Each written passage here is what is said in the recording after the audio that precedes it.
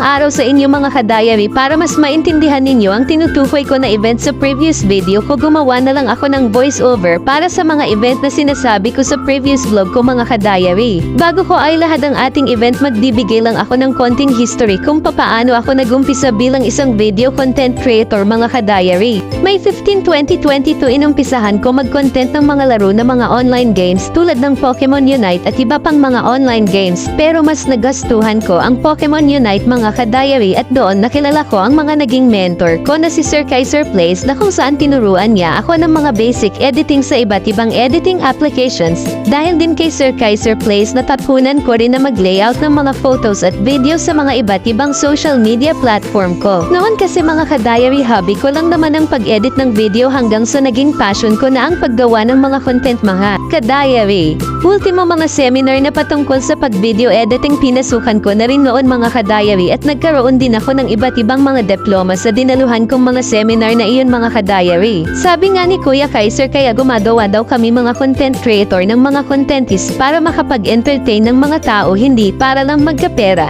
Dahil ang paggawa daw ng content mga ka-diary ay isang mahabang process daw ito na kung saan kailangan mo paghirapan ang bawat ginagawa mong mga content sa inyong social media platform. Bakit ko ito pinapaliwanag sa inyo mga ka-diary? Kasi si Kuya Kaiser mga ka-diary, last namin nag-usap way back 2022 pa, so hindi ko alam kung monetize na ba ang page niya sa Facebook or hindi pa, kasi sabi niya pinaka-bonus na lang daw ang kumita sa mga platform na ginagawa natin ng mga content. Nauso lang naman ang mga ganyan nung na-feature si Chuk sa Jessica Soho, at ito ang photo niya na kung saan dahil sa Mobile Legend nakapagpatayo siya ng sariling bahay niya sa kakagawa ng content at kaka-livestream niya. Pero ang hindi daw alam ng karamihan ay marami rin pinagdaanan si Chooks bago niya na rating ang kinalalagyan niya ngayon. Maihahalin tulad ko ang karanasan ko ngayon na kung saan may maayos akong trabaho bilang pagiging isang tindera sa isang food cart. Bakit mas pinili ko pa rin na bitawan ang naturang trabaho na ito at magpatuloy sa pagiging isang content creator ko? Kasi nga mga ka-diary, dahil passion ko ang paggawa ng mga editing, dahil passion ko ang paggawa ng layout ng mga photos, at higit sa lahat gusto ko ang aking ginagawa bilang isang content creator. Tulad ng mentor ko na si Sir Kaiser, ilang taon na sis hindi pa rin na-monetize ang Facebook page niya. Pero sa first meet-up namin ni Fifth Spirit, na pag-usapan namin ang patungkol kay Kaiser, at sinabi niya sa akin na mas nauna pa raw si Kaiser sa kanya when it comes sa pag-livestream at paggawa ng content kaysa kanya, so nagtataka rin siya kung bakit hindi pa na-monetize ang kanyang page.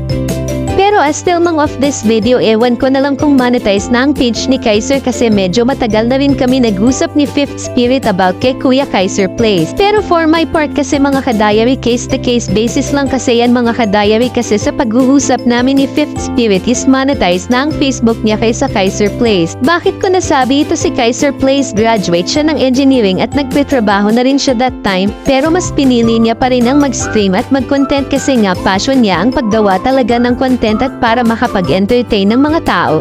Kaya nga he give up everything para lang sa passion niya, at secondary na lang sa kanya kung kikita siya sa mga ginagawa niya sa kanyang mga social media platform. Sa part ko rin mga ka-diary, ganun din ako mga ka-diary, may magandang trabaho ako mga ka-diary sa pagiging tindera sa isang food stall mga ka-diary. Bakit mas pinili ko na i-let go ang work ko as tindera sa isang food stall para ituon ang aking oras at panahon sa paggawa ng mga video editing? Kasi dahil nga sa passion ko sa paggawa ko ng mga content. Actually mga ka-diary, nag-umpisa lang yan sa hobby ko na pag-editing, tapos din nagtagal naging passion ko na ang paggawa ng mga content. Bigla ko tuloy naalala ang sabi ni Kaiser sa akin noon na pag ang aim mo lang kaya ka gumagawa ng content para kumita ka kaagad ng pera, you will be frustrated, dahil ang pag-content ay hindi para kumita ka, bagkus passion mo ito kaya ginagawa mo ang pag-edit ng mga video mo. Recently lang naman ako gumawa ng mga vlog sa YouTube mga ka-diary, last year lang, pero ang gaming content talaga is 3 years na ako sa industriya na ito. At sa retro games naman is 1 year mahigit na ako gumagawa ng mga retro content.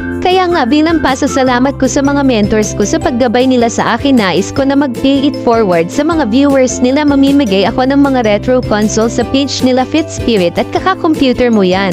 After nun mga ka-diary, ang next event naman na paghahandaan natin is yung birthday party ni Ate Myra, na kung saan gusto ko siya bigyan ng mga gusto niya sa online at panghanda niya na rin sa kanyang kaarawan, at hihingi na rin ako ng kapatawaran sa kanya. So hanggang dito na lang muna mga ka-diary ang update natin. Please don't forget to like, share and subscribe.